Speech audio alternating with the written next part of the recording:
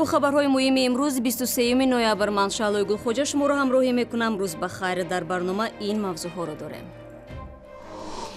бозгашти шоҳона баъди саргардонӣ дар Оқсарой гурӯҳи 17 нафари муҳоҷирони тоҷик аз марзи Русия бо кӯмаки роҳи оҳани Тоҷикистон ба ватан омаданд. Минадорӣ ба ҳамаи мо мекунем аз сари ин бахшо. Бо дар ҳамин рӯз я рӯз дигар гӯспанд дорем поиз киштан ки хеле одамо дар хонашон мекишанд. Гӯспанд киштан бачаҳоро меҳмондорӣ кардан ки бачаҳо мақсад дар натиҷаи амалиёти зидди террористӣ дар пойтахти Гурҷистон як гурӯҳи даҳшатафкан маҳв ва як нафар боздошт шудааст. ва асарҳои президентро гӯш кунед. Кумитаи телевизион ва радиои Тоҷикистон супориш додааст ки радиоҳои кишвар сабти садоии китобҳои Эмомалии Раҳмонро шунавонанд. дар шаҳри Душанбе 5 нафареро дастгир карданд ки ба ғорати хонаҳои шаҳрвандони Чин машғул буданд. дар тӯли 2 моҳ онҳо 3 манзили зистро ғорат карданд ва ҳафтаи гузашта дар пайи як амалиёти мақомоти пулис боздошт шуданд. Вазорати умури дохилии Тоҷикистон мегӯяд ки ин гурӯҳро Ҳамид Давлатви 60 сола сокини шаҳри Душанбе таъсис дода нақшаи ғоратро таҳризӣ мекардааст. аз тарафи кормандони вазорати корҳои дохилӣ як гурӯҳи ҷинояти ниҳоят хавфноки ба ғорати амволи мардум машғул буданд боздошт шуданд ва айни ҳол тафтишоти пешакӣ аз рӯи қазияи онҳо идома дорад ва дар тафтишот агар дигар ҳолатҳои онҳо ошкор шуд боз ба қайд гирифта хоҳад шуд. гурӯҳи ҷинояткори хавфноки бо як бахшаҳои махсуси таҳризишуда кор мекарданд безара гардода шуд. ба гуфтаи ин ниҳод боздоштшудаҳо чанд моҳи ахир дар маҷмӯъ 10 ҷинояти ғоратгариву роҳзаниро содир карданд. гурӯҳи нахустини муҳоҷирони тоҷик ки тӯли ним моҳ дар марзи Русияву Қазоқистон нигоҳ дошта мешуданд шоми дирӯз ба пойтахти Тоҷикистон расиданд. ин афрод бахше аз он 200 нафараест ки бо иттиҳоми нақзи муқаррароти будубош дар Русия аз 2 то 14 ноябр аз қатор фароварда шуданд ва мавриди баррасии додгоҳ дар Русия қарор гирифтанд. муҳоҷирони ихроҷшуда аз он ки баъди сарсониҳои зиёд ройгону ором ва дар зери қаноту бозиёфати масъулони роҳи оҳани Тоҷикистон ба ватан омаданд қаноатманданд. Мирзо Наби Холиқзод мавзӯъро идома медиҳад. ҳамин қатораи Тоҷикистон ки рӯи хатти сайри Русия Душанбе, Москав Душанбе ба вориди хоки Тоҷикистон шуд, ҳамроҳ бо 17 муҳоҷири кории тоҷики дар хатти дар истгоҳи Оқсарой марзи миёни Қазоқистону Русия аз тарафи мақомоти Русия фароварда шуда буданд ба Тоҷикистон оварда шуданд ва ин ҳамон қатори аст ки ҳоло ба истгоҳи Турсунзода омад ва мо ҳоло дар истгоҳи роҳи оҳани Турсунзода 60 километри шаҳри Душанбе қарор дорем ва кӯшиш мекунем ки бо худи муҳоҷирот то ба Душанбе биравем.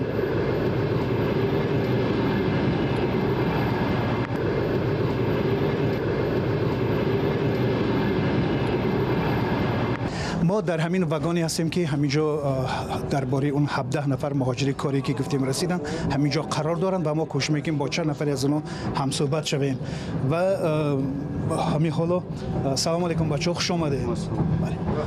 худатонро муаррифӣ кунед. номи мо Қосимов Наврӯз Сайёлимович. моро рӯзи 14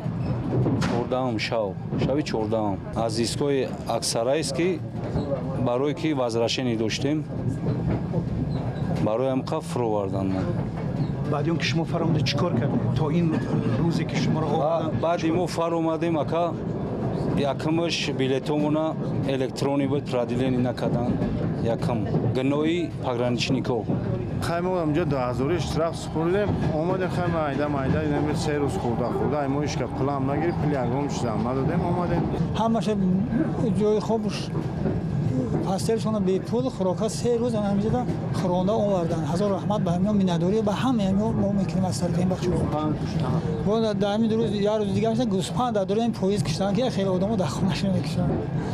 гӯспанд киштан бачаҳоро меҳмондорӣ кардан ки бачаҳо мақсад шаванд. истгоҳ Аксарайст ки ман худам қабул кардам. ҳар кадомашона то хатам вагонда билет доштаги боша ҳамашона оварда ман худам ба ханда ба хушрӯ ҳамоно вагонба савор карда ҷои хобишона нишон نشان داده با بیلیشان وقت خوابشان بی پول بهچه همه چی تعیین کرده.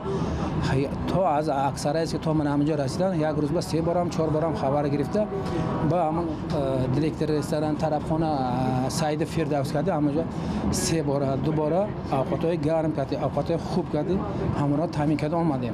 با سپارش حکومت جمهوری تاجیکستان راه آهن تاجیکستان وظیفه دار گردیده است که با هر راهی که نباشد شهروندان کشورش رو بیرون از مرز جمهوری نگذارد. آنها با هر راهی که باشند باید به وطن خود برگردانده شوند چون که همه آنها عائله دارند، فرزند دارند.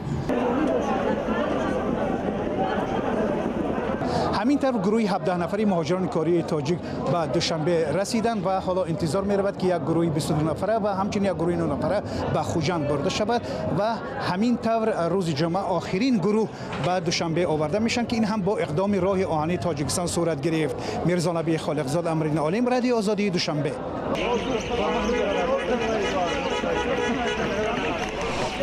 رو می‌آوریم به موضوعهای دیگر. در یکی از دهه‌های شهر نورا که با کمبود برق مواجه است، مکتبی سبز بنیاد شده است. آرزوی زیر چراغ روشن درس خواندن معلولین این مکتب را سازمان امنیت و همکاری اروپا عملی کرد. معمولاً سیمخانه‌های اکثر مؤسسه‌های تعلیمی در منطقه‌های کشور مخصوصاً در فصل سرما محدودیت برق دارند و توسط بخاری‌های بابایی گرم کرده می‌شوند. ولی مسئولین سازمان امنیت و همکاری اروپا در دوشنبه در مثال بنیاد این مکتب نشان دادند که با مبلغ نه چندان زیاد و استفاده از پنل‌های آفتابی می شود شرایط تعلیمی را بهتر کرد. در این مکتب هم که در آن مثل اکثر مکتب‌های کوهستان گاه و ناگاه برق خاموش می‌شد، با کمک نماینده برنامه‌های سازمان امنیت همکاری در اروپا تعمیر و با تجهیزات ضروری از جمله پنل‌های خورشیدی تامین شده است.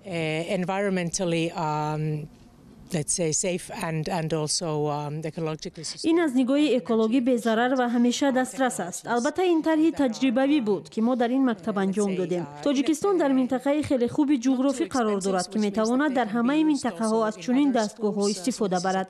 هم مبلغی نه چندان زیاد صرف می شود. من امیدوارم که در دیگر مکتب های تاجیکستان هم ما چنین طرح ها را عملی میکنیم.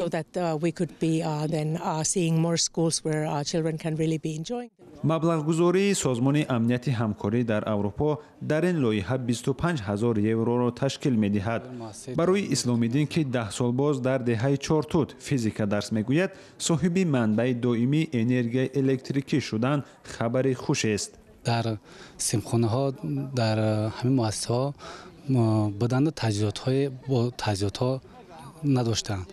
از همین سبب این سیمخانه که همه تجهیزات مؤسسه مجهز گردانید تعلیم و تربیت نسل نو را بازم خوبتر و بهتر برای مانده می شود. کارشناسان بر این نظرند که در تاجیکستان استفاده نیروی آفتاب برای استحصال برق به طور باید رشد نکرده است. گاه‌ها در آوان زمستان در تاجیکستان مؤسسه های تحصیلاتی و طبی به برق میمانند و در کار این اداره ها مشکل ایجاد می شود. بیماران به تشخیص میمانند و صنفخانه ها به روشنایی. سازمان های بین المللی با پیاده کردن لایحه های امثال رشد انرژی سبز تلاش دارند که به برقی به خصوص در کوهستان بر رفت تعلیم و طبابت خلل ایجاد نکند. شادمان یتیم، آزادی، شهر نارک. شام چهارشنبه نیروهای تعینات خاص گرجستان یک منزل را که در آن افراد متهم با جنگجویی پناه یافته بودند مورد حمله قرار دادند. مقامات گرجی میگویند در عملیات یک سرباز ففتیده 2 نظامی دیگر مجروح شدند. خدمات امنیتی گرجستان تاکید کرده است که یک متهم دستگیر شد. درباره سرنوشت متهم‌های دیگر اطلاع زیاد نشر نشده است. به گفته خدمات امنیتی گرجستان همه متهم‌ها خارجی و عضو سازمان تروریستی بودند. نام گروه آشکار نشده است ولی به قول خدمات آنها با سلاح آتشفشان و نارنجک مقاومت نشان دادند. به همین زودی ها طریق شبکه‌های رادیویی تاجیکستان هنرمندان کسبی اثرهای پرزیدنت امالی رحمان را به شنونده ها پیشنهاد خواهند کرد. کمیته تلویزیون و رادیوی کشور الکی در این زمینه سپارش داده است. تشبثکاران این اقدام باور میکنند که خوانش بدیعی کتاب‌های پرزیدنت که موضوعهای تاریخ و زبان و سیاست را در بر میگیرند احساس میهن‌پرستی ساکنان را بیدار میکنند. اما منتقدان این را نمونه روشن تملق به شخص اول میدانند و میگویند در گمان است که مردم با چنین برنامه‌ها گوش دهند. رئیس جمهوری تاجیکستان در طول 25 سال فعالیتش بیش از 20 کتاب نشر کرده است.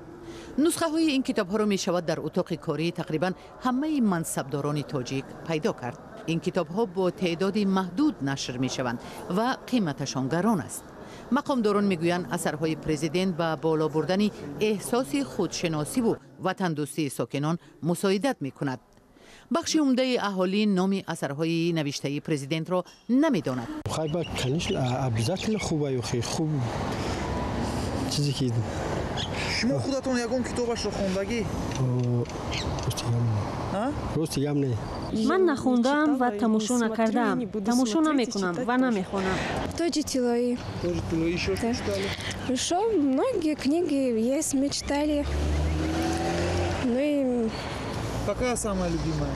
Тоже Тилои. Тоже Тилои رو خوندم که درباره زندگیش قصه میکند. И много о чем о его жизни. بسیار کار خوبه برای اون که این برای جوانای وزیره بسیار این راه خوبه که فرهنگ و هستی و تندرستی به آنها پیدا می شود. من کتاب ایران خواهیم خیلی بسیار دیگر کتابا را خوندم. با زبان تاجیکی نمیخونم چون که نمیفهمم، اما با زبان روسی ننوشتند. همه اثرهای پرزیدنت به زودی در شکل اودیو در شبکه‌های رادیویی پخش می‌شوند. ثبت کتاب‌ها با شرکت راویان خوش‌آواز صورت می‌گیرد. بنا به بعضی معلومات‌ها رادیوهای خصوصی را نیز به شنوانیدن این اثرها موظف می‌کنند. از نگاه من آنهایی که حالا پیشنهاد دارند در شکل ویدیو و اودیو کتاب‌های پرزیدنت ثبت شده اجباراً در شبکه‌های رادیویی پخش شوند با پرزیدنت خدمت خرسانه می‌کنند، چون که اگر شخص ایمیج داشته باشد با این کار ضرورت ندارد، زیرا ایمیج سازی مجبوری دورنما ندارد. تحلیلگران میگویند در ساعت‌های کاری پخش شدن ثبت اودیویی اثرها به کار نهادهای دولتی خلل می‌رساند. احتمال دارد که به خاطر خود نشاندهی رهبران زیرتابعان خود را مجبور خواهند کرد که رادیو گوش کنند. باید درباره نتیجه این اقدام فکر کرد. احتمالاً پیامدش این می شود که ساکنان ساعت‌های کاری خود را گم می‌کنند، در این وقت به استحصالات و کارهای ایجادی مشغول نمی‌شوند، بلکه مجبورند به چیزی گوش بدهند که آن را می‌توانند اختیاری و در ساعت‌های خالی بشنوند. تحلیلگران بر اینند که چنین خوانش‌های بدیعی می‌تواند نتیجه برعکس دهد. تکرار یک حرف از تمام رسانه‌ها دلبزن شده مردم را از رادیو دور می‌کند. با گفته آنها چنین تصمیم‌ها نه به منفعت مردم بلکه یک نوع خوشامدگویی و گسترش پرستش شخصیت پرزیدنت در تاجیکستان است. барномаро идома медем. Як падари серфарзанди тоҷик талош дорад зури бозӯи фарзанди 7-солааш дар китоби рекордҳои Гиннес сабт шавад. Имом Ҳусейн Умаров тавони якбора иҷро кардани 11000 болофишориро дорад. дар ин баробар ин варзишгари хурдсол дар 2 соат 14 километр медавад ва мӯжзаниву дигар навъҳои варзиши сабукро машқ мекунад. дар ҳоле ки имом Ҳусейн аз маҳорат ва машғулияти худ ҳаловат мебарад, бародари дугоникаш ба варзиш майл надорад. من قطعیتا حیاتم کردم یا میوانه کرد که میتونیست کم کم و دیگه نامد نکرد نتونیست. من کردن گرفتم و 11000 حجمه نکرد.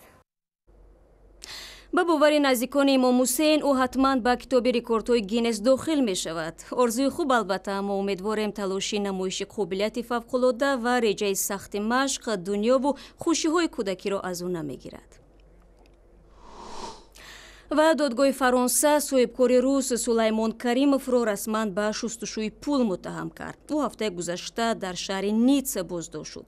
додраси фаронсавӣ бар ивази 5 миллион евро Каримовро аз боздошт раҳо намуда ба ӯ дастур дод ки шиносномаашро супорад.